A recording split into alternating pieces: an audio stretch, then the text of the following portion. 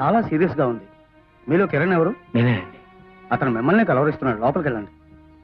వెళ్ళు. మురళి, మురళి, కిరణ్, ఏ రోజుకి ఎవ్వరూ వేరు చేయలేనిది మన స్నేహం అనుకున్నానురా. కానీ ఆ భగవంతుడు మన స్నేహాన్ని చూసి ఈర్ష్యపడ్డాడు. అందుకే మనిద్దరిని వేరు చేసి నీ నుంచి నన్ను దూరంగా తీసుకువెళ్ళిపోయాడు. మురళి, దయచేసి నువ్వు ఆ మాట అనొద్దు. మురళి, దయచేసి నువ్వు ఆ మాట అనొద్దు. నిజంరా, నేను వెళ్ళిపోతున్నాను. మురళి, కానీ వెళ్లే ముందు ప్రాణ స్నేహితుడిగా నిన్ను కోరాలనుకుంటున్నాను. చెప్పు మురళి, నా ప్రాణం కావాలని ఇస్తాను, చెప్పరా. నాకు తెలుసురా, నా కోసం నువ్వేమైనా చేస్తావని. కిరణ్, నువ్వు రాధను పెళ్లి చేసుకోవాలిరా. మురళి, కిరణ్, నా కోరిక తీర్చడం నీకెంత కష్టమో నాకు తెలుసురా. అయినా ఎందుకు అడుగుతున్నానో తెలుసా? ఆ అమాయకురాలు నష్టజాతకురాలనే పుకార్లతో పెళ్లి కాకుండా అవుతుందనే ఆశ లేకుండా బ్రతుకుతుంది. ఆమెకు ఆశను నేనే కల్పించాను.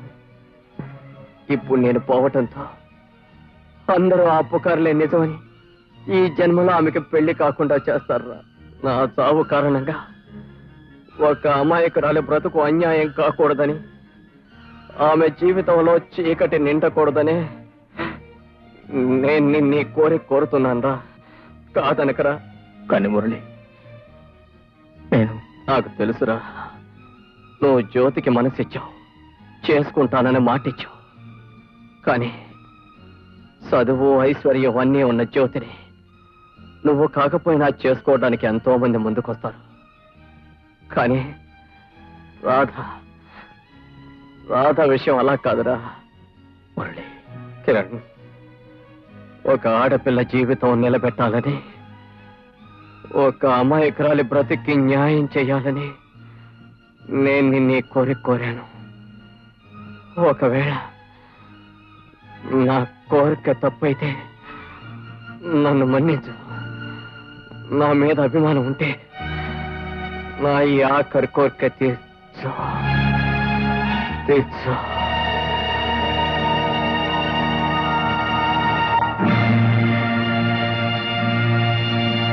మురళి, మురళి, మురళి, మురళి, మురళి, సరిగ్గా చూడండి. ఇక్కడ వాయించాల్సింది పెళ్లి బాధ్యాలు కాదు, సావు బాధ్యాలు. ఏమిట్రా వాగుడు? పెళ్లి పందిట్లోకి వచ్చి నీ ఇష్టం వచ్చినట్టు వాగుతావా? వాగడం కాదమ్మా, నిజం. నేను ఎప్పుడో చెప్పాను నీ కూతురు నష్టజాతకురాలని. ఇప్పుడు ఏంటైంది? ఇక్కడ పాలకి ఎక్కవలసిన కుర్రోడు అక్కడ పాడెక్క కావలసిన పెద్ద మనిషినాడు. నిజమేనమ్మా.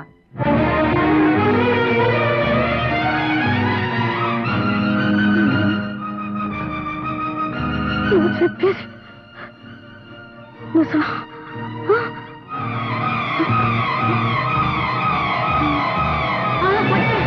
అక్క,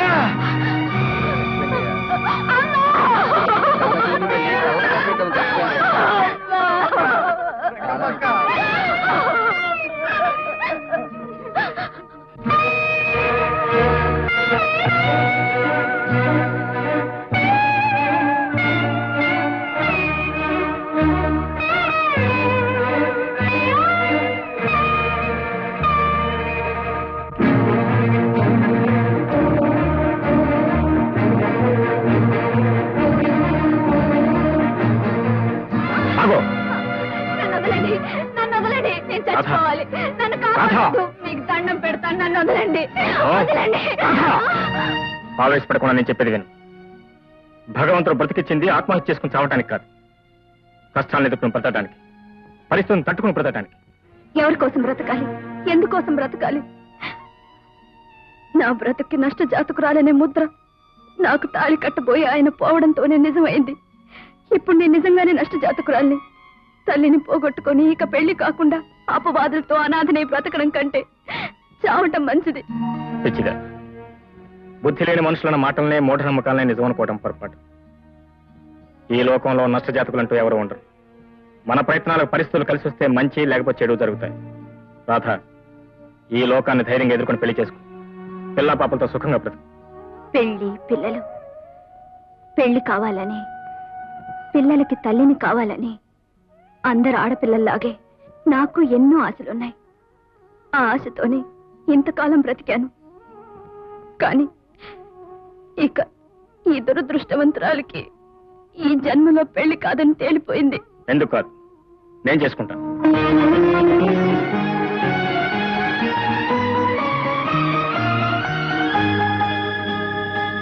పూర్ణాంతయామి అనంతే పరబ్రహ్మణే సన్మంగళాని భవంతు. మన రాధమ్మ ఎంత అదృష్టవంతురాలో.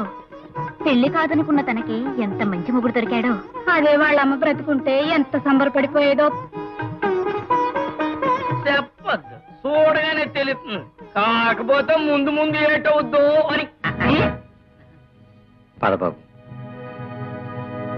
తాళి కట్టగానే పెళ్ళైనట్టు కాదు బెదరు.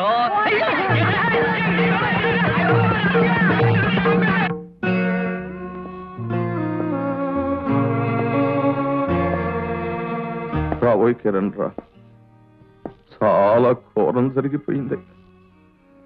పల్లకి ఎక్కడానికి వెళ్ళిన వాణ్ణి పాడెక్కించిన భగవంతుడు పెద్ద నేరస్తుడు. ఇది మొదటి శుభలేఖ అని నా చేతికి అందించిన ఆశీస్సులు పొందిన వాడికి ఇంత ఘోరం జరిగిపోయింది అంటే అతన్ని ఆశీర్వదించిన ఈ చేతులు పాపిష్టి చేతులు. అనుకున్న జరగపోవటమే జీవితం. జరిగిన వాడితో రాజీ పట్టమే మనిషి చేయగలిగింది. నువ్వన్నది నిజమేది. అన్నట్టు ఆ అమ్మాయి ఊరెళ్ళావట. పాపం ఎలా ఉంది ఆ అమ్మాయి పరిస్థితి? ఉన్న తల్లి కాస్త కళ్ళు మూసింది. ఇక ఏ దిక్కు లేక ప్రాణం తీసుకోబోతుంటే నేనే అడ్డుపడి ఆపానండి. ఎంత మంచి పని చేశావయ్యా. భగవంతుడు నిన్ను చల్లగా చూస్తాడు. భగవంతుడు చల్లగా చూడటం కాదండి, నేను చేసిన పనికి చల్లని మనసుతో మీరు తీర్చాలి. ఏమిటి కిరణ్ నువ్వు అనేది? ప్రాణం తీసుకుపోయే ఆ అమ్మాయికి ప్రాణం పోయాలనుకున్నాను. అందుకే ఆ అమ్మాయి మెళ్ళ 3 ముళ్ళు వేశాను. కిరణ్,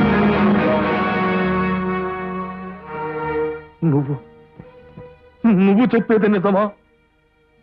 నిజమేనండి. నా ప్రాణ స్నేహితుడు ఆఖరి కోరిక తీర్చడం కోసం, ఆ అభాగ్యురాలి జీవితం కాపాడటం కోసం నేను ఆ అమ్మాయిని పెళ్లి చేసుకున్నాను.